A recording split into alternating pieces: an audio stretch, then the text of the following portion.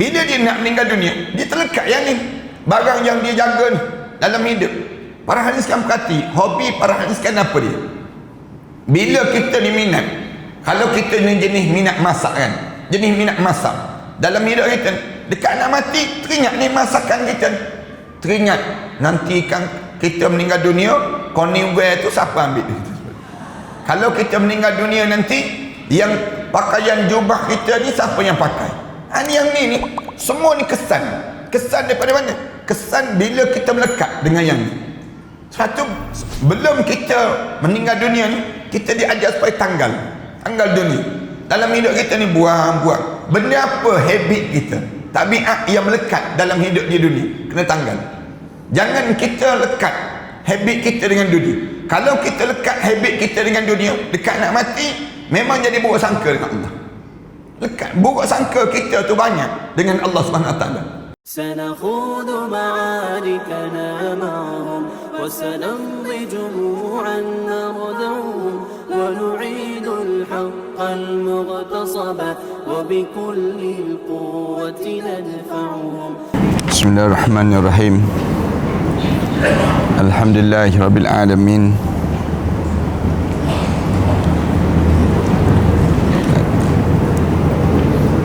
والصلاة والسلام على أشرف الأنبياء والمرسلين وعلى آله وصحبه أجمعين. سبحانك لا علم لنا إلا ما علمتنا إنك أنت العليم الحكيم. يا عليم علمنا من علمك كما ترضى به عنا. يا حليم خلقنا بخلق الحلم وحققنا بحقائق العلم.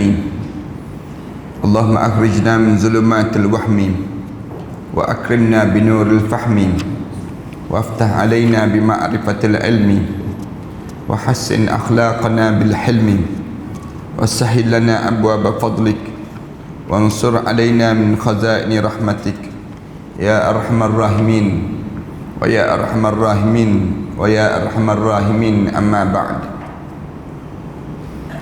Para hadirin yang dirahmati sekalian, alhamdulillah kita syukur pada Allah kerana sekali lagi pada pagi yang baik ini kita diberi peluang oleh Allah untuk kita meneruskan perbincangan kita pada tajuk-tajuk yang penting yang kita perlu perhati betul-betul masa-masa ataupun saat-saat yang dekat dengan kematian di kalangan kita. Tajuk yang kita bicarakan ini dia akan berlaku pada diri kita saat mana kita dekat dengan nak menghadap depan Allah. Bila kita dekat nak menghadap depan Allah, ada beberapa amalan yang perlu kita jaga sangat, dan kita pastikan diri kita terdapat beberapa amalan-amalan ini. Kalau kita terlepas amalan ini, menyebabkan di waktu ini kita akan terhumban ke kawah api neraka Allah. Ataupun dalam istilah yang mudahnya, bila kita terlepas beberapa amalan ini, maka kematian kita ni tidak dianggap mati husnul khatimah, tetapi mati kita dalam keadaan su'ul khatimah. Dalam hidup kita ni kan, kita ni kadang-kadang dalam hidup kita ni kita tak tahu masa yang bagaimana saat kita akan menghadap depan Allah. Sehingga kan ramai mana dah orang jumpa dengan kita, dia sebut, Allah, dekat-dekat nak mati dah saya, dia sebut. Dekat-dekat nak mati dah, saya hampir-hampir mati dah. Dia sebut demikian. Saya rasa macam mati hidup kembali, dia sebut. Ramai kita berjumpa orang macam tu, dia sebut. Tapi kalau kita tanya, rasa macam mana dekat nak mati tu? Dia jawab, rasa tak ada lah, tak ada, begitu je. Tapi kalau kita tanya, yang sebetulnya begitukah yang dekat nak mati ni? Benda apa yang sedang berlaku? Ramai orang kita tak tahu. Cuma dia agak-agak je kematian ni berlaku begitu, kematian berlaku begini. Lalu Islam datang, Islam ajar mati-mati ni ada cara dia. Allah dia nak matikan kita, Allah bagi tanda-tanda pada kita. Tanda nak matikan kita ni, kita belajar dah tanda-tanda sebelum daripada ni banyak. Kita boleh bayang kalau handphone nak mati pun ada tanda-tanda. Kalau dah orang nak mati pun Allah sama juga, Allah bagi tanda-tanda. Kita ni bila kita nak mati, Allah bagi tanda-tanda pada kita macam mana berlaku kematian pada seorang hamba. Lalu bila berlaku tanda-tanda tersebut yang menunjukkan kita ni akan mati, kita tanya lagi, kalau boleh Ustaz bagi tahulah sikit apa tanda-tanda kita nak mati. Tanda besar kita nak mati, hijab mata kita mula dibuka. Ni ana biasa sebut banyak kali pada jemaah, selagi mana kita tak nampak hijab mata kita belum dibuka, lagi itulah kita ni tak mati. Mati sebenarnya bila berlaku pada diri kita, saat mana mata kita, hijab mata kita ni mula dibuka. Bila hijab mata kita mula dibuka, maka kematian itu akan menjelma. Bila masa je pada diri kita. Hijab mata ni maksudnya apa dia? Sekarang ni mata kita ni ada dua je yang kita nampak. Satu mata zahir, satu lagi mata hati dia panggil. Ramai orang dia guna mata hati, rasa-rasa. Ni mata hati ni banyak lagi yang salah. Ada satu lagi mata yang belum dibuka. Mata yang belum dibuka ni apa dia? Hijab mata ni, bila hijab mata kita mula dibuka, kita nampak malaikat mula turun, mula berdiri depan muka kita. Bila malaikat turun tu ada dua je malaikat yang datang nak cabut nyawa kita. Rasulullah sallallahu alaihi wasallam sebut sama ada malaikat yang berjubah putih ataupun malaikat yang berjubah hitam. Dua tu saja yang berdiri depan muka kita. Tak ada warna oranye, tak ada warna yang lain, biru tak ada warna-warna lain, tak ada. Tapi yang adanya warna hitam dengan warna putih diri depan muka kita. Salah satu ni akan berdiri, dia akan istihad. Dalam kitab-kitab pun sebut sama ada dia bagi salam. Orang mukmin dia akan bagi salam terlebih dahulu. Manakala orang yang tidak mukmin, orang yang buat zalim dalam hidup ni tak ada salam. Tak ada salam untuk kamu, tak ada kesejahteraan untuk kamu. Datang-datang tu sergah terus. Sergah orang yang tidak mukmin. Yang mukmin ni elok dia disebut ya ayyatuhan nafsul mutmainnah. Bila sebut saja begitu, irji'i ila rabbiki radiyatan mardiyah. Dia sebut bagi salam, dia sebut wahai anak Adam, aku cari setitik air untuk kamu telan, tak ada dah. Aku cari tak ada dah untuk diri kamu. Maknanya proses ini proses apa dia? Proses untuk kematian pada diri kita. Kita ni akan mati tu. Bila sebut saja begitu, kematian akan tiba pada diri seseorang. Ada orang yang bila dia berdiri je malaikat depan diri dia tu, dia tengok malaikat yang menakutkan. Dia tengok hitam, menakutkan. Kemudian tak ada salam, tak ada apa. Diri saja sebut terus, letak terus, keluar. Sebut tu, suruh keluar tu. Roh ni keluar, mula bergerak terus di hujung kaki. Dia pun mula masuk. Mula masuk tu dah dia panggil masuknya malaikat dalam tuadan kita ni masa sakarat yang berlaku. Kita ni hidup lagi ke? Hidup lagi atas dunia. Bila masuk saja malaikat dalam tuadan kita ni, malaikat mula istihad.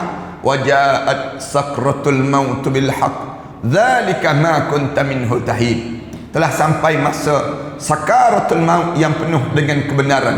Inilah masa yang sering kali kamu lari-larikan diri sepanjang kamu hidup di atas dunia dahulu. Di atas dunia ni, anda biasa sebut kan, kita ni lari daripada apa dalam hidup kita? Lari daripada mati je hidup ni.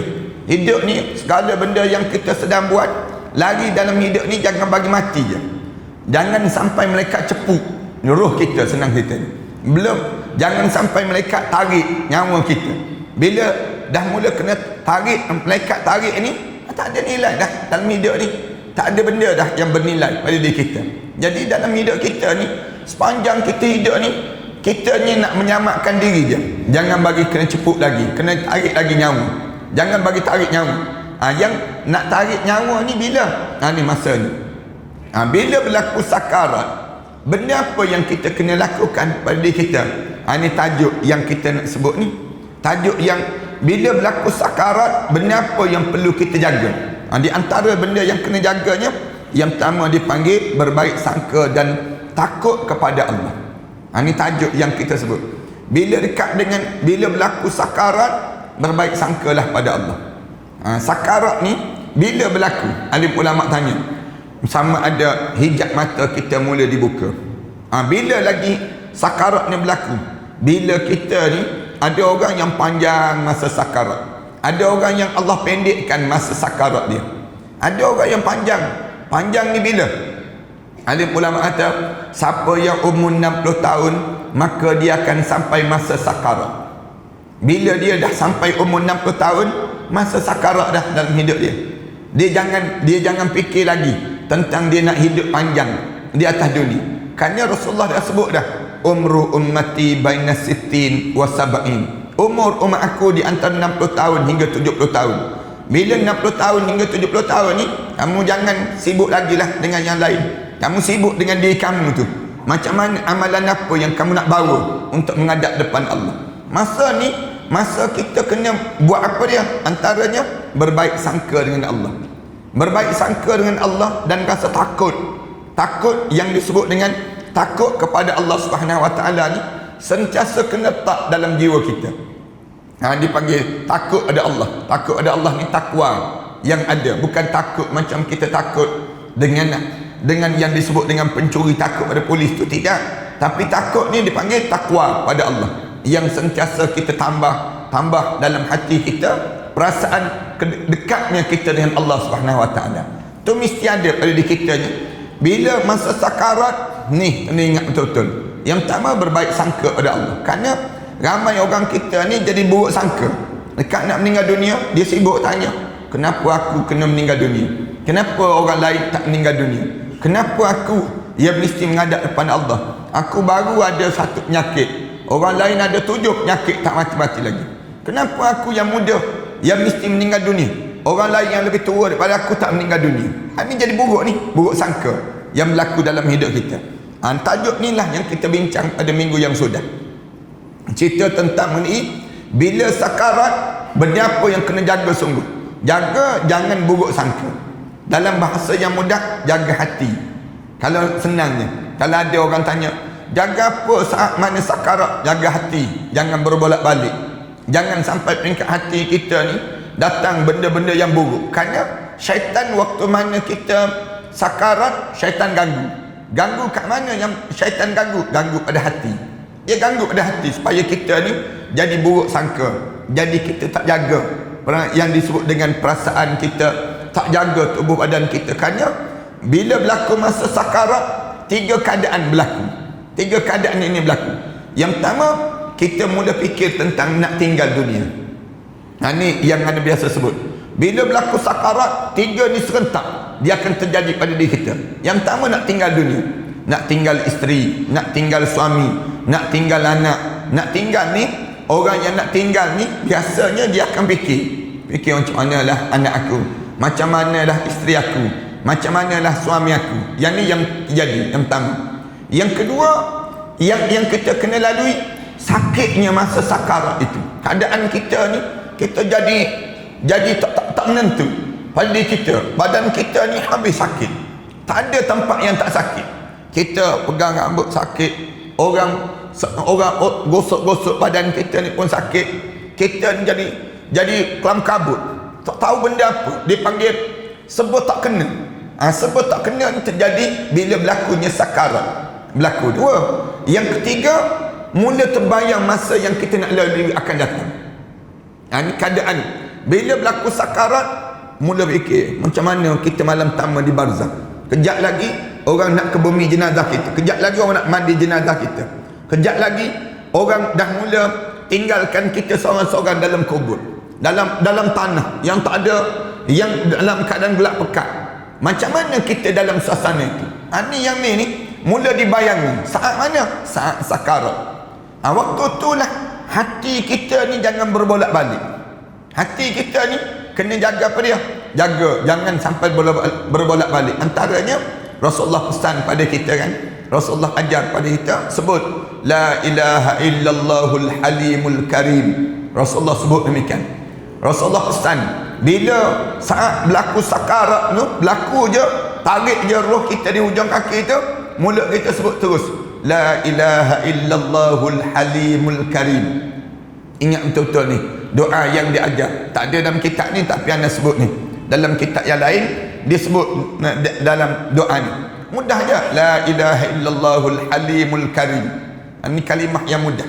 Mudah kan? Tapi bila kena payah nak sebut. Sekarang ni kita sebut ni mudah. La ilaha illallahul halimul karim. Rasulullah kata sebut 3 kali. 3 kali mulut kita disebut la ilaha illallahul halimul karim. Kemudian sebut alhamdulillahi rabbil alamin. Alhamdulillahi rabbil alamin. 3 kali sebut alhamdulillahi rabbil alamin. Segala puji bagi Allah yang menjaga sekalian alam ini. Dah kita nak jaga hati kita ni. Kemudian hujung tu 3 kali sebut la ilaha illallahul halimul karim. Kemudian 3 kali juga sebut alhamdulillahi rabbil alamin. Kemudian sekali kita sebut tabarakalladzi biyadihil mulk yuhyi wa yumit wa huwa ala kulli syai'in qadir. Tu disebut kalimah yang disebut tabarakalladzi biyadihil mulk. Tapi ayat tu bukan macam ayat tabarakalladzi biyadihil mulk wa huwa ala kulli syai'in qadir. Tapi dalam doa ni diajar supaya sebut tabarakalladzi biyadihil mulk yuhyi wa yumit wa huwa ala kulli syai'in qadir. Rasulullah ajar demikian. Kita sebut ayat dalam surah Al-Mulk tu tabarakalladzi biyadihil mulk wa huwa ala kulli syai'in qadir. Tapi ayat yang ini Rasulullah ajar supaya sebut tabarakalladzi biyadihil mulk yuhyi wa yumit wa huwa ala kulli syai'in qadir. Tu beza sikit. Rasulullah kata bila kamu boleh sebut kalimah ni, kamu meninggal dunia lepas tersebut, dakhalal jannah, wajib masuk dalam syurga Allah Subhanahu Wa Taala. Wajib ahli syurga. Nak suruh kita jadi ahli syurga ni, baca doa-doa yang diajar oleh Rasulullah sallallahu alaihi wasallam bila sakarat. Bila sakarat dia jaga yang ni. Di antara ni. Antara laginya jaga yang disebut dengan hati kita ni. Jangan berburuk sangka. Hari ni kita sambung pada muka surat 54 kan. Kita berhenti pada muka surat 54 tu. Sebut Abdullah bin Mas'ud berkata, demi Allah Subhanahu wa taala yang tidak ada Tuhan selain daripada Dia, Allah Subhanahu wa taala akan memberikan kebaikan pada siapa saja yang berbaik sangka terhadapnya. Ingat yang ni. Di antara kebaikan apa? Maksud kebaikan ni apa dia? Allah akan bagi segala kebaikan pada orang yang dia boleh jaga hati dia, tak berbolak-balik, tak buruk sangka dengan Allah. Bila dia dekat nak meninggal dunia, dia berbaik sangka dengan Allah. Baik sangka ni husnuzan dipanggil. Baik sangka dengan Allah. Kita ni rasa alhamdulillah ya Allah, aku dah diberi nikmat hidup. Aku sepanjang hidup atas dunia ni, aku tak rasa galak apa-apa pun. Tak ada apa dah aku. Bila aku menghadap depan kamu ni, masa kerehatan dalam hidup aku. Tak ada benda dah. Pada diri kita nak rasa, kenapa aku mesti mati? Mengapa aku mesti saat ini aku mesti menghadap depan Allah? Aku tak bersedia lagi. Tak ada benda yang demikian. Bila dekat nak meninggal dunia tu, bila berlaku sakarat, diri kita ni kita kawan. Kawan diri kita ni apa dia? Biar kita ni jadi baik sangka dah dengan Allah. Buah hati dah ya Allah, aku hidup. Kerana aku hidup lama ni pun, aku lepas kejap lagi aku akan menghadap depan kamu. Allah akan bagi segala kebaikan untuk kita. Alim ulama tanya, kebaikan tu apa dia? Syurga Allah. Tak adalah kemuncak segala kebaikan hidup ni syurga Allah. Bagi orang yang dekat nak meninggal dunia, dia baik sangka dengan Allah. Wah hati aku tak apa dah. Aku jadi begini, cukup dah dalam hidup, disebut demikian. Dalam diri dia kata aku dah jaga semua dah. Kerana sepanjang kita hidup ni, kita jaga betul-betul. Tak ada yang tertinggal. Solat tak tertinggal, zakat kita tunaikan, sedekah kita lakukan. Dalam hidup kita ni, kita buat semua dah benda yang disuruh oleh Allah. Bila kita dipanggil menghadap depan Allah, puas hati dah kita. Tapi yang kita jadi buruk sangka dengan Allah ni, punca kita tak bersedia. Bila hidup atas dunia ni, dia terlekat dengan dunia, terpikat dengan dunia ni. Ramai orang kita ni, dia tengok dunia, dia terpesona. Dan dia hidup, dia kata, aku mesti dapatkan dunia, aku nak macam ni, aku nak macam ni. Yang menyebabkan dunia tu dia kejar dunia. Bila dia kejar dunia, dekat dia nak menghadap depan Allah, dia mula jadi galak, nak kena tinggal bagai yang dikejar. Dia hidup dia mengejar, misal contoh, mengejar kecantikan, mengejar rupa dalam hidup. Ada kan yang orang nak kahwin, bila dia nak kahwin, dia kahwin kerana apa dia? Kerana isteri dia cantik. Kenapa kahwin ni? kerana suami dia sadu, misal contohnya. Dia je nak kahwin dengan orang yang macam ni. Kerana suami saya ni selebriti. Isteri saya ni penyanyi, orang yang selebriti, dan misal contoh. Bila dia dekat nak meninggal dunia, dia mulalah dia terlekat dengan yang ni. Dia terlekat dengan yang dia nak ni. Yang ni yang jadi bahaya ni. Ataupun dalam hidup ni, bila dia dah berumah tangga, dia cuba besarkan rumah dia. Dia besarkan rumah dia. Dia hias cantik-cantik rumah dia. Dia lawakan rumah dia dengan dalam hidup dia. Bila dia nak meninggal dunia, dia terlekat yang ni. Barang yang dia jaga ni dalam hidup. Para hadis kan perhati, hobi para hadis kan apa dia? Bila kita ni minat, kalau kita ni jenis minat masak kan, jenis minat masak dalam hidup kita, dekat nak mati, teringat ni masakan kita, teringat nanti kan kita meninggal dunia, koneware tu siapa ambil? Kalau kita meninggal dunia nanti, yang pakaian jubah kita ni siapa yang pakai? Ini yang ni semua ni kesan daripada mana? Kesan bila kita melekat dengan yang ni. Satu, belum kita meninggal dunia ni, kita diajar supaya tanggal dunia. Dalam hidup kita ni buang-buang. Benda apa habit kita, tabiat yang melekat dalam hidup di dunia, kena tanggal. Jangan kita lekat habit kita dengan dunia. Kalau kita lekat habit kita dengan dunia, dekat nak mati, memang jadi buruk sangka dengan Allah. Lekat buruk sangka kita tu banyak dengan Allah SWT. Jadi kita mula macam kita ni, saya buat contoh yang mudah. Kita sayang sangat pada isteri kita, ataupun sayang sangat pada suami kita. Bila dekat nak meninggal dunia, kita mula membayangkan, aku meninggal, isteri aku kahwin dengan orang lain, aku meninggal, suami aku kahwin dengan orang lain pula. Jadi menyebabkan kita jadi buruk sangka. Betul Islam ajar, hidup ni jangan ikat dengan orang, hidup ini ikat dengan Allah. Bila kita ikat diri kita dengan Allah, kita tak kisah dah. Benda yang kita nak tinggal ni kita tak kisah. Kita jadi macam para hadis kan. Para hadis kan, biasa kita kat rumah kita bagi makan ayam, misal contohnya. Kita biasa dah jaga pokok-pokok, jaga. Suatu hari kita keluar. Kita pergi ke Mekah lah, misal contoh. Buat haji. Hari pertama, hari kedua tu teringat, siapa yang bagi makan kucing kat rumah? Kita akan jadi teringat. Kita akan teringat nanti kalau kita pergi ke Mekah ni, siapa yang bagi makan ayam ni? Siapa yang nak jaga pokok-pokok kita ni? Siapa yang kita mula membayangkan yang ni? Kenapa? Kerana kita melekat. Hidup kita ni melekat begitu. Dunia pun begitu juga. Dunia ni, bila kita lekat diri kita ni dengan dunia, bila dekat nak meninggal dunia, tak boleh, dia tak boleh, payah nak tanggal ni, mula jadi buruk sangka dengan Allah. Ya Allah, aku mati nanti, anak aku siapa nak jaga? Aku mati nanti, suami aku siapa yang nak buat air? Aku mati nanti, kalau aku meninggal dunia nanti, kemudian pakaian aku siapa yang akan pakai? Dia mula membayangkan yang ni, yang akhirnya dia jadi buruk sangka dengan Allah. Suatu Islam ajar, dunia ni jangan ikat dengan diri. Dunia ni kena tanggal. Habis tu kena lekatkan dengan diri kita dengan apa dia? Dengan Quran. Hidup kita ni ikat dengan akhirat. Hidup kita ni lekat dengan akhirat. Bila kita lekat dengan akhirat, dekat nak meninggal dunia, yang tu yang kita lekat dalam hidup kita. Membayangkan, kita tengok bila dekat nak meninggal dunia, kita ni biasa sedekah. Dekat nak meninggal dunia, tak ada dah rasa nak sedekah. Kenapa? Memang kita buat dah tiap-tiap masa. Barang-barang dah sedekah semua dah dalam hidup kita. Bila kita dah begitu, kita jadi rasa tenang dalam hidup kita. Kita ni biasa tanggung anak-anak tahfiz, misal contoh. Bila kita dekat nak meninggal dunia, tak rasa galak dah dalam hidup kita. Kenapa? Aku dah ada dah budak-budak tahfiz yang baca Quran, yang boleh tolong aku waktu mana aku menghadap depan Allah.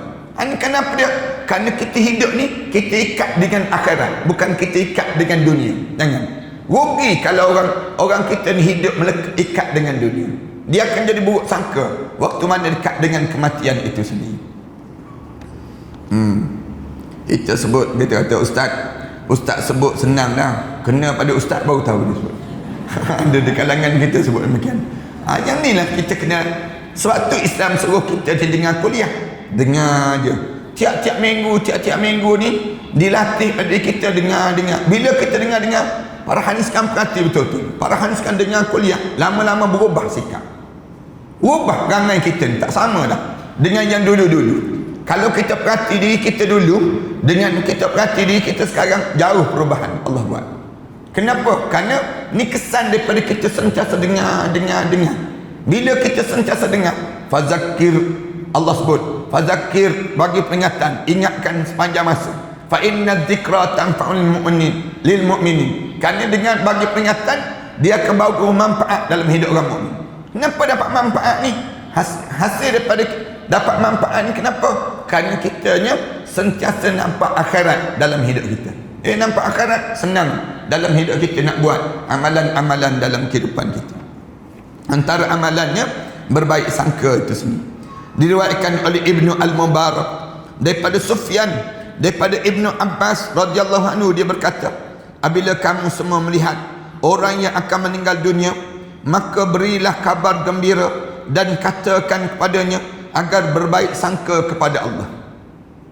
Kalau kita ziarah orang dekat nak meninggal dunia, Ibn Abbas dia pesan, bagi tahu cerita pada dia tentang akhirat. Bahasa yang mudahnya, kalau kita ziarah orang sakit, jangan sibuk cerita tentang dunia, jangan. Bila ziarah orang sakit, banyakkan kita cerita tentang akhirat, suasana akhirat. Kita cerita jumpa dengan Rasulullah nanti, kita sebut mesti kita rasa nikmat tengok wajah Rasulullah.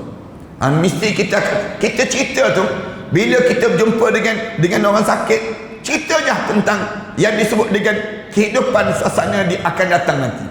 Jangan sibuk sebut pada keluarga orang yang sakit terbaring.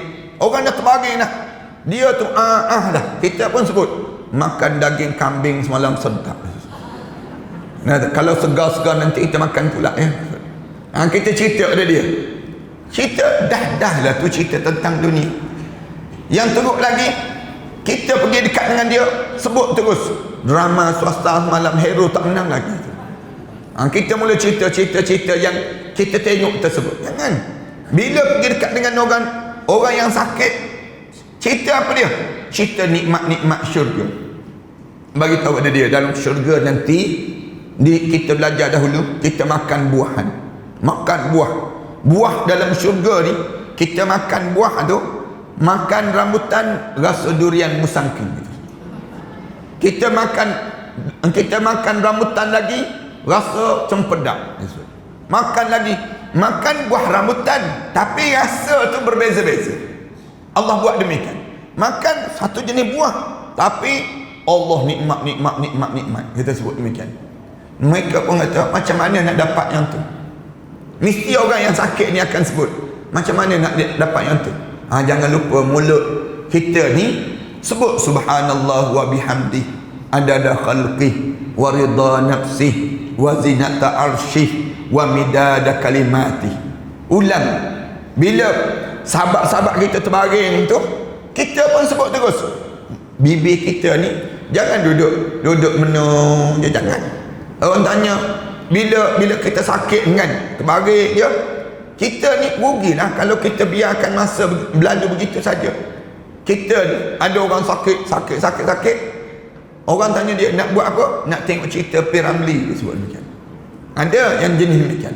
Ada orang yang sakit, bila kita tanya pada dia nak buat apa, dia carilah makanan-makanan yang sedap-sedap sikit, dia sebut. Kita bila ziarah orang sakit, kabar gembira untuk dia yang akan datang. Kabar gembira apa dia? Banyakkan zikir.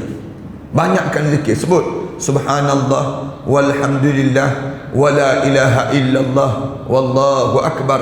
Kita sebut demikian. Duduk tu, bibir kita tak berlagu pun tak apa, tak ada lagu pun tak apa, tapi bibir kita tu biar zikir la ilaha illa anta subhanaka inni kuntu minaz zalimin sebanyak 40 kali sehari kita sebut.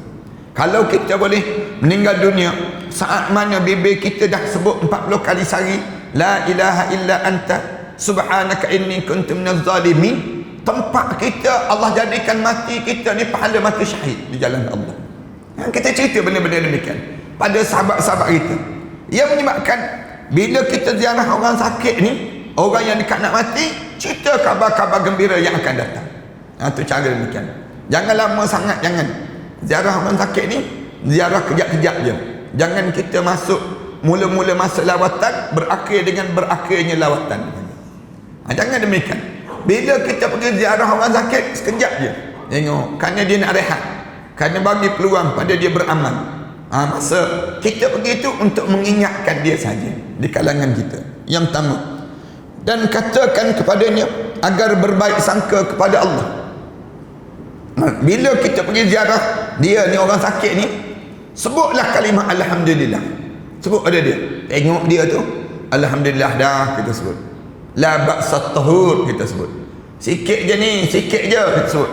Kita sebut setiap benda yang kita tengok pada dia berbaik sangka dengan Allah ni, kita kata alah sikit je, Allah bagi cara macam ni untuk nak suruh kita rapat dengan Allah. Cara kita berbaik sangka, timbulkan rasa baik sangka dia dengan Allah. Pada diri kita ni kan, jangan takut-takutkan dia. Tengok je dia sakit, kita sebut orang sebelah rumah saya sehari je lepas tu meninggal dunia terus dengan penyakit yang macam ni. Kita pula bercakap cerita tentang benda yang demikian. Jangan kita sebut apa dia, sebut tentang mengenai baik sangka dengan Allah. Pulihkan diri dia. Allah bagi kebaikan ini, Allah nak bagi banyak nikmat ni, Allah nak bagi begitu begini pada diri seseorang itu. Ketika akan menemuinya. Tetapi jika orang itu masih hidup, maka berikanlah kabar yang menakutkan untuk dia. Bila dia dekat nak meninggal dunia, kita kabarkan gembira untuk dia. Tapi katakanlah lepas mana tu dia hidup lagi, banyakkan kabar menakutkan untuk dia. Jangan berani sangat lawan perintah Allah tersebut. Kerana dalam sejarah orang lawan perintah Allah, tak ada seorang pun menang. Sebab ada mereka demikian. Jangan berani tinggal solat, jangan berani buka aurat, jangan berani langgar syariat. Jangan. Hidup ni, siapa-siapa yang berani lawan sekali yang disuruh oleh Allah, dia akan berhadapan dengan kemusnahan yang amat dahsyat akan datang. Dia akan datang penyesalan yang tak habis-habis dalam hidup, menyesal yang tak sudah-sudah.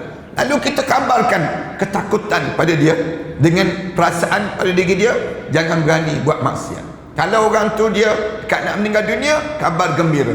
Kalau dia teruskan hidup, kabarkan ketakutan. Nak suruh jangan dia berani buat benda yang dilarang oleh Allah Subhanahu Wa Taala. Al-Fudail berkata, Fudail bin Iyad ni di antara wali-wali Allah. Dia sebut rasa takut itu lebih mulia daripada harapan. Rasa takut dalam hidup ni lebih mulia daripada kita tak berharap je manjang. Tetapi jika seorang akan meninggal dunia, maka harapan itu lebih mulia daripada rasa takut. Atas dunia ni, biar ada rasa takut lawan Allah, biar ada perasaan diri kita, lebih mulia daripada kita berharap. Tak angan-angan kan, kenapa tak solat ni, harap Allah fahamlah aku ni jenis payah nak solat. Ni dia jadi demikian. Kenapa tak tutup aurat ni, harap Allah terimalah kita seadanya sedap. Dia sebut demikian, dia letak demikian. Jangan bila hidup atas dunia ni letakkan rasa takut dibandingkan dengan harap. Bila seorang tu dekat nak meninggal dunia, letakkan takut dibandingkan dengan harap. Bila seorang tersebut meninggal dunia, maka harapan lebih mulia. Bila dekat nak meninggal dunia, letakkan harapan dibandingkan dengan rasa takut. Dekat nak meninggal dunia, orang mukmin ni letak, moga Allah memberikan kita syurga. Moga kita ni lepas pada kita meninggal dunia ni, tempat kita, kubur kita menjadi taman pada taman-taman syurga. Kita mula letak harapan. Bila dekat nak meninggal dunia je, orang dekat nak meninggal dunia, kita sebut salam saya untuk seluruh sahabat-sahabat yang telah meninggal dunia. Bagi salam, kirim salam kita. Sebagaimana orang nak pergi ke Mekah, kita kirim salam. Sebagaimana orang nak pergi jalan satu tempat, kemudian jumpa dengan keluarga-keluarga yang kita kenali, kita akan sebut kirim salam. Sama juga dengan sahabat-sahabat kita yang dia sakit sangat, bagi tahu pada dia, jumpa dalam syurga, kirim salam. Kirim salam. Satu di antara hak seorang Muslim dengan seorang Muslim, kan dalam hadis Rasulullah sebut, salah satu hak seorang Muslim dengan seorang Muslim ni, bila dia sakit, kena ziarah dia. Sakit je, ziarah. Dengar je orang sakit, kita ziarah. Ni hak yang wajib diterima oleh orang yang sakit. Kenapa ziarah? Kita pula bila sakit, ada orang bila sakit dia nak sembunyi. Dia sembunyi sakit dia. Jangan bagi tahu ada orang saya sakit. Ada tempat yang boleh, ada tempat yang tak boleh. Ada orang kita ni bila dia sakit dia nak sembunyi. Kenapa? Dia malu kalau orang tahu dia sakit. Tak betul. Tak betul dalam hidup. Dalam hidup kita ni bila ada kita ni sakit, bagi tahu pada orang. Kecuali dia takut diketahui oleh musuh yang memang dah lama dah doa nak suruh dia ni sakit, ataupun kesempatan itu diambil lagi oleh musuh. Bila kita sakit, musuh ni lagi terkam kita kerana kita sakit. Tu tak apa, kita boleh sembunyi. Tapi kalau sekiranya kita sakit, kita sengaja nak sembunyi, jangan. Ulama-ulama kata gunalah peluang waktu mana kita sakit untuk dapatkan doa-doa orang yang sihat kepada kita supaya kita husnul khatimah di hadapan, menghadap depan Allah Subhanahu Wa Taala nanti. Biar orang datang ziarah. Bila datang ziarah, kita datang ziarah ni, kemudian orang datang ziarah kita. Bila kita meninggal dunia, masuk dalam kubur, malam pertama tu, hari pertama tu bunyi dah bunyi. Bunyi macam lebah. Kalau kita ni ahli syurga lah. Kalau ahli syurga, dia tanya ma rabbuka wa ma nabiyuka wa ma dinuka wa ma qiblatuka wa ma. Selesai daripada soalan tu, kubur kita ni je lapang terus. Mudah-mudahan kita semua insya-Allah. Bila lapang kubur kita ni berubah menjadi warna hijau yang cantik. Kemudian tumbuh terus rumput-rumput yang daripada bauan syurga Allah. Rumput warna hijau sejauh mata memandang. Bila begitu tu, kita ni senyap je. Lama-lama kejap lepas pada tu bunyi macam lebah je. Bunyi gu datang. Kita pun sibuk tanya malaikat, bunyi apa tu malaikat? Tadi takut dengan malaikat muka dan nakir, kemudian ni bunyi pula macam lebah gitu bunyi. Dan lalu malaikat jawab, itulah roh-roh orang yang saleh yang meninggal dunia sebelum daripada kami sedang datang untuk menziarahi kami. Roh arwah ayah kita, arwah mak kita, arwah tok kita, arwah yang meninggal dunia, jiran tetangga yang saleh ni semua mula datang untuk apa dia? Untuk nak tanya khabar. Kita pendengar suara mereka sebut, mereka kata apa dia? Orang yang meninggal dunia ni sebelum daripada kita, dia bercakap sama-sama dia tu, biarlah dulu dia tu sedang penat, sakit kematian tak habis-habis lagi tu, biarlah dia sebut demikian, kita bagi dia rehat sekejap. Lalu roh orang mukmin ni, kita ni bila dengar begitu kita jawab terus, tak kita sebut, tak, mari tengok, mari tengok ni. Dia kata mari nak tanya khabar, mari tengok ni kain kapan saya ni. Kamu tahu tak, dalam hadis Rasulullah sebut, setiap mereka yang meninggal dunia akan berbangga dengan kain kapan yang dipakaikan oleh siapa yang memakai dan bagaimana pakaian yang dipakaikan tadi. Kita ni jangan cikai sangat pakai kain kapan orang. Bila orang meninggal dunia kan, kadang-kadang dia lipat-lipat begitu, nampak macam tak kemah langsung. Jangan. Nampak kadang-kadang nampak selekeh sangat. Jangan. Bila meninggal dunia ni, kain kapan tu tutup tu elok-elok. Sebagaimana kita bedung anak bayi kita dahulu kan.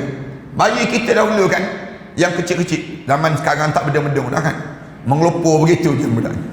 Cuma nak sebutnya waktu mana kecil-kecil dahulu, bayi tu dia ambil dengan kain lampin tu, baluk tu, kemas kan, nampak tu. Waktu mana dia bayi tu, hujung kaki pun nampak lipat tu, cantik kemas kita tengok. Seketul je budak tu jadi. Budak ni nampak. Sebagaimana kemasnya dia waktu mana dia kecil dahulu, begitulah kena kemas waktu mana dia menghadap depan Allah. Kain kapan ni dia kemas, susun elok-elok, kemas betul-betul. Kejap tuadan dia tu, nampak kemas, nampak dia kenapa? Kerana semua roh ni akan berbangga dalam kubur nanti. Tak percaya cuba mati lah, tak percaya. Menampak macam serius dia nampak. Nak sebutnya, bila kita masuk dalam kubur nanti, kita mula, katakanlah kita, mudah-mudahan kita di ahli syurga insya-Allah. Bila kita masuk dalam kubur tu, bila nampak tu, roh-roh ni datang, kita akan tunjuk ni, tengok kain kapan aku ni. Berbangga ni, tengok kain kapan ni. Kamu tahu siapa yang pakai kain kapan untuk aku ni? Anak aku yang soleh, yang kapankan tadi. Dia sebut terus. Anak aku tu, waktu mana dia pakai tu, kemah dia cantik. Semua dia sebut. Semua dengar. Roh-roh yang lain ni mendengar cerita indah. Dah dari cerita ni, kamu tahu siapa yang usung jenazah aku? Anak aku yang soleh. Baca surah Al-Baqarah. Tengah usung jenazah tu, dia baca surah Al-Baqarah. Sampai ke kubur, dia baca surah Al-Baqarah. Kamu tahu siapa yang turunkan jenazah aku tadi? Anak aku yang soleh. Dia sebut demikian. Cerita ni keluarga yang soleh. Semua orang dalam kubur ni, dia berbangga dengan semua perjalanan saat mana dia nak menghadap depan Allah. Masuk dalam kubur tu, dia sebut, kamu tahu siapa yang hadap muka saya ke kiblat tadi? Anak saya yang soleh. Dia yang buka muka ni, kemudian dia yang cium. 3 kali dia cium dekat pipi. Kali yang terakhir, dia sebut demikian. Dia berbangga. Semua roh-roh ni berbangga. Dah cerita semua tersebut, lalu masing-masing mula tanya khabar. Isteri saya macam mana? Mula tanya khabar. Dia pun tanya, isteri kamu tak datang ke sini ke? Dia tanya, kenapa? Isteri kamu dah meninggal dunia. Dia meninggal dunia. Dia pun terdiam terus. Tak datang ke sini lah tu, dia sebut. Maknanya apa dia? Bukan di kalangan ahli illiyin. Ataupun dia tanya terus, suami saya, anak saya dulu, mula-mula tanya khabar, tanya anak, seorang-seorang. Sehingga kan dalam kitab sebut, semua roh ni akan bertanya khabar tentang ayam itik di rumahnya. Tanya khabar lagi, betik belakang rumah tu dah masak ke belum? Dia tanya lagi, yang pisang tu dia bagi pada siapa? Tanya semua. Anak-anak saya pergi tak masjid? Anak-anak saya mula tanya khabar. Lalu di waktu inilah masing-masing akan sebut, sebelum saya meninggal dunia, anak awak datang ziarah, keluarga awak datang ziarah. Dia di ziarah, saya tengok, dia bangga terus. Alhamdulillah, bangganya masing-masing dengan keadaan yang berlaku. Sebab tu di antara hak seorang muslim dengan muslim, maka bila orang sakit kena ziarah dia.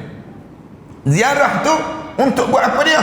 Untuk bagi semangat pada dia tentang harapan lepas pada kematian. Itu cara demikian yang disebut oleh tuan kitab kita. Maknanya bila kita ziarah tu, jangan sibuklah nak cerita-cerita hal dunia, cerita-cerita tentang akhirat. Bila kita cerita tentang akhirat di kalangan kita ni, menyebabkan di waktu tersebut kita akan rasa kenikmatan yang berterusan, dan nikmat ini dapat dengan hasil daripada mana? Daripada khabar-khabar yang diceritakan tadi. Diriwayatkan oleh Ibnu Abi Ad-Dunya daripada Yahya bin Abdullah Al-Basri, daripada Sawar bin Abdullah, daripada Mu'tamir, ayahku berkata ketika akan meninggal dunia, wahai Mu'tamir, riwayatkan kepadaku tentang kemudahan sehingga aku dapat berbaik sangka ketika mana bertemu dengannya. Ayah dia ni kat nak meninggal dunia, dia sebut ada anak dia, anakku, dia sebut demikian. Sawar dia sebut cerita ni, ayahku berkata pada aku waktu mana dia nak meninggal dunia, anakku, ceritakan tentang kemudahan. Bila dekat nak meninggal dunia ni nak buat apa? Nak buat apa? Cerita sehingga kan aku berbaik sangka pada Allah. Sebab tu kita bila orang dekat nak meninggal dunia, pergi dekat dengan dia tu sebut la ilaha illallahul halimul karim. Kita sebut, pergi berjumpa dengan dia tu, kita sebut ya, ni saya baru belajar dengan ustaz bagi tahu, bila kita saat suasana sebegini, baca terus la ilaha illallahul halimul karim. Sebut ulang dan ulang pada diri kita demikian. Kemudian sebut alhamdulillahirabbil alamin. Ikut saya kita sebut. Suruh dia ikut kita, dia pun ikut. Ni kemudahan dia panggil. Bila kita tengok dia tak boleh cakap, kita pun ambil Quran, baca Yasin terus. Yasin wal Quran hakim innaka laminal mursalin. Baca terus, dia dengar aja. Kerana Rasulullah sebut mana-mana orang yang dekat nak meninggal dunia, dibacakan Yasin padanya, kemudahan rohnya keluar daripada tubuh badannya. Nampak dia tak menghadap lagi depan Allah, baca lagi surah Ar-Ra'd. Surah Ar-Ra'd baca dan ulang. Baca, dia pun dengar aja surah Ar-Ra'd tadi. Ini dengan tujuan demikian. Bila kita pergi masuk dalam ICU kan, anak perhati banyak kali dah orang kita ni bila pergi masuk ICU dia tak tahu nak buat apa. Tengok orang terbaring tersebut, setengah-setengah tu ambil gambar selfie. Ambil selfie, ambil gambar je dia. Ni nak tunjuk yang dia dah datang ni, ziarah ni. Tak. Pergi tu, bila kita pergi saja, kita buat apa dia? Baca ayat-ayat Quran. Azan dekat telinga kanan dia. Azan memudahkan untuk diri dia, ruh dia menghadap di hadapan Allah. Diriwayatkan daripada Amru bin Muhammad An-Naqid, daripada Khalf bin Khalifah, daripada Husain, daripada Ibrahim, dan dia berkata, mereka amat suka sekali menyampaikan pada orang yang hamba yang hampir meninggal dunia tentang kebaikan amal perbuatan yang dilakukan. Ini salah satunya. Kalau para haniskan pergi dekat dengan orang sakit, antara amalan yang kita boleh sebut apa dia? Cerita kebaikan dia, sebut kebaikan dia, sebut. Kita pergi dekat dengan dia, kita sebut, Tuan kan biasa solat subuh saf yang pertama kan setiap pagi, kita sebut. Kalau Tuan sentiasa buat amalan yang begitu, diikuti ramai oleh orang lain, kita sebut demikian pada dia. Kita sebut, Puan dulu kan biasakan bersedekah, banyakkan amalan yang baik Puan buat, Allah tak akan sia-siakan amalan Puan tersebut. Kita bagi tahu demikian pada dia. Bila kita ziarah pada dia, bagi tahu pada dia, Allah, suara awak merdu je baca Quran. Kita sebut demikian. Suara awak tu, setiap kali mana awak baca Quran, saya akan meniti air mata. Nak sebutnya semangat. Dia pun datang semangat balik. Semangat tersebut untuk apa dia? Berbaik sangka dengan Allah. Dia yakin amalan. Satu, bila dekat dengan orang meninggal dunia, cerita kebaikan dia, bagi tahu kebaikan dia, anak dia berapa orang, dan bagi tahu anak dia yang sulung berapa orang, kerja apa dia, kemudian anak yang sulung dia jadi anak yang saleh, sembahyang berjemaah, bagi tahu pada diri dia. Kerana apa dia? Semua itu menjadikan baik sangka dia dengan Allah SWT. Allah tak akan sia-siakan amalan ini. Bagi tahu pada diri dia. Sebab tu kita ni jangan buat jahat, sehingga kan kejahatan kita tu menyebabkan orang sebut pula dekat nak mati. Orang sebut dekat nak mati, kau ni layak pun mati. Orang sebut demikian. Kenapa? Kita pun tanya, kerana kau ni memang jahat sungguh. Ada orang yang begitu kan, dia pergi tengok dia pada orang tersebut, dia nak suruh matilah mudah pada orang ni. Dia letak buruk sangka dia dengan Allah SWT. Terutama anak-anak lah, anak menantu terutamanya. Kadang-kadang dia rasa beban dengan mak dia sakit, ayah dia sakit, dia rasa beban dalam hidup dia. Mula dia sebut, lama lagi kau orang tua ni nak mati. Jahatnya anak menantu ni yang jenis demikian. Yang ada yang sebut susah lah. Ada mak yang sakit, ada ayah yang sakit ni, susah kita nak jaga. Tak boleh, ke mana kita nak jaga dia? Dia mula tu yang menyebabkan kita pun duduk dalam rumah tu, mak kita, ayah kita tu dengar yang kita sebut. Bila dengar tu, dia, ya Allah, nampalah tak mati lagi aku ni, ya Allah. Dia mula jadi buruk sangka dengan Allah. Nampalah aku dapat anak-anak yang macam ni. Kita ni anak-anak ni jangan begitu. Bila mak kita, ayah kita ni semakin uzur, semakin dia berusia, berebut kita nak jaga dia. Mak duduk rumah saya, mak tak payah pergi tempat lain lah, mak duduk rumah saya je. Tak apalah, saya ni anak bongsu pun tak apalah, saya ni tak payahlah pergi rumah Bandung, tak payahlah pergi rumah Kak Long, duduk rumah saya je, saya jaga mak, saya jaga sebagaimana mak jaga saya. Tersebut demikian. Ibu ni berbunga hati ni, suka pun hati, alhamdulillah aku ada anak yang sesoleh ini. Walaupun yang lain tak peduli, tapi yang ni seorang aku nak. Yang ni Allah kurniakan pada dia. Kita kena jadi demikian. Hanya dengar cerita banyak sangat dah orang Melayu kita ni, Allah panjangkan usia mak dia, mak mertua dia, ayah mertua dia. Sudah. Bila panjang usia ni, dia pula semakin berusia juga. Dia pun 60 lebih juga. Mak dia umur dalam 80 lebih, misal contoh. Dia 60 lebih. Mula nak jaga. Sama sakit je, dia sebut demikian. Sama susah je. Dia kata yang menyebabkan dia suruh orang lain, padahal Inilah masa dia nak dapat pahala ni. Dalam hidup dia, ya Allah kurniakan dalam kehidupan kita. Sabit Al-Banani mengatakan bahawa Sabit Al-Banani mengatakan bahawa ada seorang pemuda yang hampir meninggal dunia. Kemudian ibunya berkata kepada pemuda itu, "Wahai anakku, aku telah memperingatkan kamu tentang keadaan yang sedang kamu alami sekarang." Allah, untungnya budak muda ni, yang ibu dia saat mana dekat nak meninggal dunia, ibu dia ni datang bagi tahu pada dia. Para haniskan orang lelaki ni kan, kalau dia meninggal dunia, ibu dia redha pada dia, tempat dalam syurga terus. Orang perempuan ni, kalau dia meninggal dunia, suami dia redha pada dia, tempat dalam syurga terus. Tu dia panggil demikian. Kelebihan nak redha je. Dalam hidup kita ni, dia ada 3 peringkat dia panggil. Yang pertama, Allah redha pada kita. Allah redha pada kita. Mesti kita dalam hidup kita dapat keredaan Allah. Yang kedua, peringkat ibu dan ayah kita redha pada kita. Ibu mertua, ayah mertua, ibu kita, ayah kita redha pada kita. Ini bagi orang lelaki. Orang perempuan, peringkat yang 3, orang perempuan dapatkan keredaan suaminya. Keredaan suami je dalam hidup ni. Bila suami dia meninggal dunia, suami dia redha pada dia, masuk syurga. Pintu mana yang dia nak? Besarnya nilai. Lepas pada dia jaga Allah tadi. Allah tu dia panggil asas lah. Maksudnya jaga Allah. Lepas pada Allah, dah dia jaga solat, dia jaga aurat, dia jaga semua hubungan dengan Allah. Suami dia je. Tak pernah suami dia kata, tak pernah berkasar pun dalam hidup saya dengan isteri saya ni, tak pernah tinggikan suara depan saya.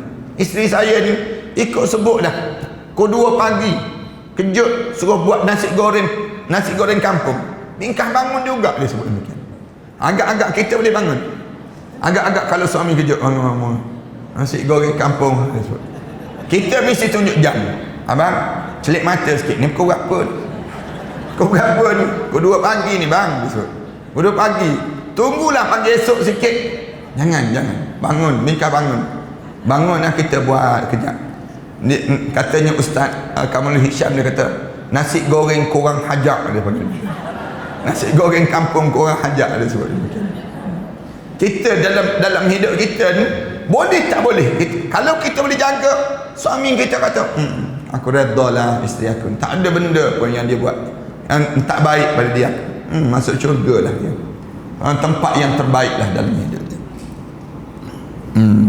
Disebut ni, ibu ni sebut pada anak dia, "Wahai anakku, aku telah memperingatkan kamu tentang keadaan yang sedang kamu alami sekarang." Pemuda itu berkata, "Wahai ibuku, aku mempunyai Tuhan yang mempunyai kasih sayang yang banyak sekali." Pemuda ni sebut terus, ibu dia kata, Allah ni penyayang dengan hamba-Nya. Dia sebut demikian, bahasa yang mudah. Sekarang aku berharap kasih sayangnya tidak hilang daripada aku, wahai ibu.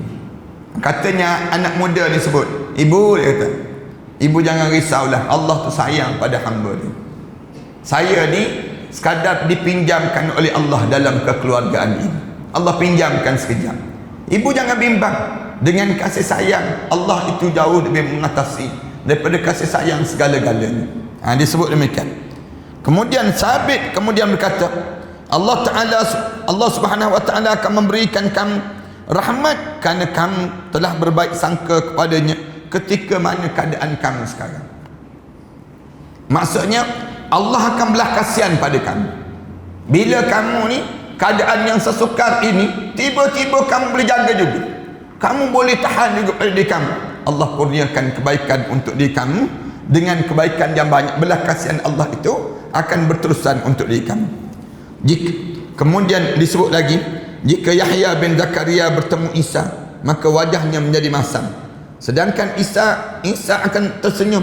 Isa berkata pada Yahya bin Zakaria, mengapa jika berjumpa dengan aku kamu sentiasa bermuka masam seperti orang yang berputus asa? Yahya kemudian berkata pada Isa, mengapa jika berjumpa dengan aku kamu sentiasa tersenyum seolah-olah kamu dalam keadaan aman, selesa, sentosa? Allah Subhanahu wa taala kemudian berkata pada mereka berdua, yang paling aku cintai di antara kamu semua berdua adalah orang yang paling prasangkanya terhadap aku ini sendiri. Tak kisahlah masam ke senyum. Yang pentingnya macam mana prasangka kamu dengan aku. Kamu dengan kamu ni aku tak kisah. Kamu nak berjumpa senyum ke, orang ni berjumpa dengan orang ni masam ke, aku tak kisah katanya. Tapi yang aku kisah, bila kamu berdua berjumpa dengan aku, sangkaan kamu macam mana. Allah Subhanahu Wa Taala sebut pada Nabi Isa dan juga Yahya bin Zakaria ini sendiri. Mereka ni bila berjumpa, ada seorang senyum, seorang lagi masam. Jadi masing-masing tanya, lalu Allah jawab, aku tak kisah siapa yang masam, siapa yang senyum, tak kisah. Tapi yang penting, siapa yang berjumpa dengan aku mesti prasangka yang baik untuk aku. Allah Subhanahu Wa Taala nak sebut pada kita lah. Maknanya kita ni dalam hidup kita ni, bagaimanapun ujian hidup yang kita lalui, yang menyebabkan kita ni kadang-kadang sesenyum, kadang-kadang kita terpaksa masam muka kita. Tapi yang penting, bila kau nak mati, pastikan husnul khatimah, dalam keadaan berprasangka baik kita dengan Allah. Jangan kita menghadap depan Allah dalam keadaan kita terbawa-bawa segala perjalanan hidup kita tadi, sehingga kan kita buruk sangka pada Allah SWT. Allah kata, aku nak dalam hidup kamu, bila menghadap depan aku, sangka baik dengan aku, menghadap dengan aku. Zaid bin Aslam berkata, seorang datang pada Allah SWT pada hari kiamat. Bila datang, kemudian dikatakan padanya, masukkan dia dalam neraka. Orang itu kemudian berkata, bila Allah SWT sebut pada dia, masukkan orang ni dalam neraka, orang jawab, ya Allah, di manakah puasa dan solat yang aku lakukan selama ini? Kenapa mesti masuk neraka? Aku solat, aku puasa, mana pahala-pahala aku yang aku lakukan itu? Allah Ta'ala berfirman, sekarang kamu akan aku putuskan daripada rahmat aku. Kamu sebagaimana kamu memutuskan rahmatku terhadap para hambaku ketika mana kamu hidup di dunia dahulu. Maknanya Allah kata, segala sembahyang, segala puasa kamu, semua tak bernilai. Bila dekat nak mati kamu jadi buruk sangka dengan aku. Bila dekat nak mati tu jadi buruk sangka dengan Allah. Ketika mana kamu hidup di dunia dahulu, Allah berfirman, wa qala wa man yaqnut min rahmatil yaqnatu min rahmati rabbih illa ad-dallun. Allah Subhanahu Wa Taala sebut, qala wa man yaqnatu min rahmati rabbih illa ad-dallun. Nabi Ibrahim berkata, tidak ada orang yang berputus asa daripada rahmat Tuhan kecuali orang yang disesatkan oleh Allah Subhanahu Wa Taala. Maknanya segala amalan-amalan kamu jadi buruk. Kenapa jadi buruk? Kerana hujung kamu buruk sangka dengan Allah Subhanahu Wa Taala. Suatu saya sebut tadi kan, kita ni dalam hidup kita ni jaga hati, jangan berbolak-balik hati itu. Bila dekat nak mati, antara benda yang kita kena jaga sungguh, jaga hati kita jangan buruk sangka dengan Allah. Macam mana nak suruh jadi begitu? Taubat sepanjang masa. Ada orang tanya, ustaz, habis nak jaga hati ni macam mana? Suruh kita ni jangan jadi buruk sangka. Taubat tiap-tiap hari ni, sebut sepanjang masa. Apa ni? Astaghfirullah rabbal khataya, rabbal baraya, astaghfirullah minal khataya. Kita sebut demikian tiap-tiap hari dalam hidup kita. Rabbighfirli, ya Allah, tolong ampunkanlah dosaku ya Allah. Mulut kita ni sentiasa ulang. Nak suruh apa dia? Nak suruh bersih hati. Hati ni biar jadi bersih. Nak suruh bersih hati lagi apa dia? Baca Quran. Nak suruh kita baik sangka dengan Allah, baca Quran tiap-tiap hari. Baca Quran, jangan malas untuk baca Quran. Nak suruh jaga lagi hati kita ni, nak suruh berbaik sangka dengan Allah ni apa dia? Sedekah biar banyak. Sedekah je, infak je, berterusan dalam hidup. Nak suruh jaga lagi hati ni apa dia? Duduk dengan orang miskin dan anak-anak yatim. Duduk dengan orang miskin dan anak yatim, bergurau dengan mereka, jauh lebih baik. Kamu akan jadi hati kamu lembut, hati kamu ni berbaik sangka dengan Allah. Nak suruh jaga lagi hati kita ni apa dia? Duduk majlis ilmu, duduk sampai tertidur, tak apa. Tertidur kita, ngantuk, lama sangat dengar kuliah ustaz misalnya, tertidur kita, tak apa. Hati kita lembut nanti, Allah akan bagi pada kita demikian. Tapi jangan niat nak tidur dia bagi. Memang tak apalah kalau ustaz kata macam tu, aku tidur je lah dia sebut. Jangan demikian. Cuma nak sebutnya, kita ni dengar, tahan, dah tu juga. Tak apa, Allah akan lembutkan hati kita. Allah akan jadikan kebaikan untuk diri kita. Jauh lebih baik daripada orang segar berada di kedai kopi sana. Jauh lebih baik kita tertidur dalam majlis ilmu dibandingkan dengan orang ketawa berdekah-dekah di kelab-kelab malam itu sendiri. Jauh lebih baik daripada kita dalam keadaan. Kerana apa dia? Kerana kita nak jaga hati kita. Macam mana nak jaga hati ni? Jangan kita ni jadi buruk sangka dengan Allah dalam hidup ni. Kita sentiasa sebut Alhamdulillah. Cukur je manjang. Mulut kita ni Alhamdulillah ala kulli hal. Segala puji bagi Allah di atas segala keadaan. Nak sebut banyak kali kan. Alhamdulillah ni jangan putus bibir kita. Jalan sikit Alhamdulillah. Apa benda pun Alhamdulillah. Balik lapar-lapar tu pun Alhamdulillah. Anda sebut banyak kali ni. Balik ke rumah tu Alhamdulillah. Sampai ke rumah pergi ke dapur, Tengok cari makanan, tak ada. Cari tak ada. Jumpa tengok tudung saji, ambil, angkat, tengok tak ada juga makanan. Alhamdulillah. Tudung saji ni ada lagi tu. Ada lagi tudung saji. Maknanya Alhamdulillah ala kulli hal. Hidup kita ni semua Alhamdulillah. Alhamdulillah. Jangan kita kata kenapalah aku. Kenapalah aku. Suka sangat nak mengeluh dalam hidup. Kenapalah aku kahwin dengan mamak ni. Kenapalah aku dapat anak macam ni. Kenapalah aku. Jangan. Mulut kita ni Alhamdulillah ala kulli hal menyebabkan kita berbaik sangka dengan Allah. Senang baik sangka dengan Allah. Allah bagilah apa pun dalam hidup aku ni. Aku terima je ya Allah. Kamu nak buat yang baik, yang buruk, segala benda semua kamu yang kurniakan. Oleh demikian Alhamdulillah. Sampai peringkat Rasulullah sebut ajaban li amril mu'min. Takjub para malaikat Allah dengan orang mukmin. Rasulullah kata, aku takjub dengan kamu. Walaupun aku ni jauh dengan kamu ni beribu-ribu tahun lepas, tapi aku takjub dengan orang mukmin. Yang macam mana? In amrahu lahu khair. Semua benda dalam hidup dia baik. Semua dalam hidup dia baik. In asabatud darra sabara fakana khairan lah. Kalau dia kena benda-benda yang teruk dalam hidup dia, dia sabar. Itu yang terbaik untuk dia. Wa in asabatul khaira syakara. Kalau dia diberi kebaikan dalam hidup dia, disyukur, fakana khairan lah. Itu yang terbaik dalam hidup dia. Rasulullah kata, wa laysa dzalika illa al-mu'min. Tak akan berlaku benda demikian kecuali mesti dia orang mukmin. Rasulullah kata. Orang mukmin dia, hidup dia sentiasa bersyukur di atas segala keadaan. Hidup dia Alhamdulillah, Alhamdulillah. Manjang dia dalam hidup dia. Kerana apa dia? Kerana dia nak jaga hubungan dia dengan Allah. Husnuzan dengan Allah saat mana dia nak menghadap di hadapan Allah. Jangan mengeluh pada hari sekali. Dalam hidup ni tak payah nak bersedih. Tak payah kita nak rasa resah. Tak payah dalam hidup kita ni nak rasa duka cita dalam hidup. Tak perlu. Dalam hidup ini kita sentiasa mensyukuri di atas segala apa yang Allah kurniakan dalam hidup kita. Barulah kita dapat yang disebut dengan berbaik sangka dengan Allah. Kemudian insya-Allah minggu yang akan datang nanti kita akan sebut mentalkinkan mayat dengan kalimah la ilaha illallah. Bukan mentalkinkan mayat, mentalkinkan orang yang dekat nak mati dengan la ilaha illallah. Yang menghampiri menjadi mayat dengan dia. Bukan talqin ni bukan lepas pada dah mati dah baru nak talqin, tapi dekat nak mati itu talqin. InsyaAllah kita akan cerita pada minggu yang akan datang nanti, kerana saat itu saat yang kelam kabut dekat dengan kematian di kalangan.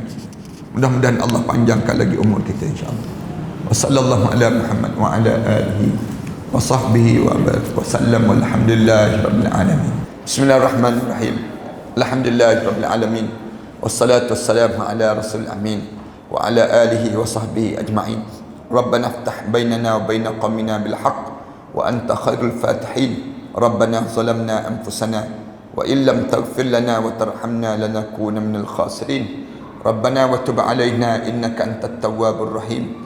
Rabbana ja'alna muqimas salah wa min dhurriyyatina rabbana wa taqabbal du'a. Rabbana atina fid dunya hasanah wa fil akhirati hasanah wa qina azabannar walhamdulillahi rabbil alamin.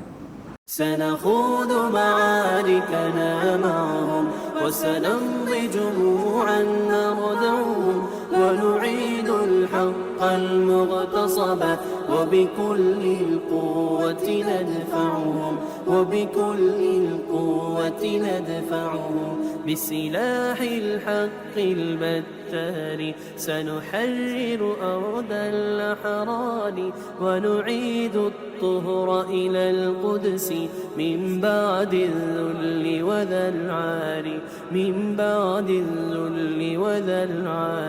سنخوض معاركنا معهم وسنمضي جموعا نردعهم ونعيد الحق المغتصب وبكل القوة ندفعهم وبكل القوة ندفعهم بسلاح الحق البتار سنحرر أرض الأحرار ونعيد الطهر إلى القدس من بعد الذل وذا العار من بعد الذل وذا العار سنخوض معاركنا معهم وسنمضي جموعا نردعهم ونعيد الحق المغتصب وبكل القوة ندفعهم وبكل القوة ندفعهم وسنمضي ندك معاقلهم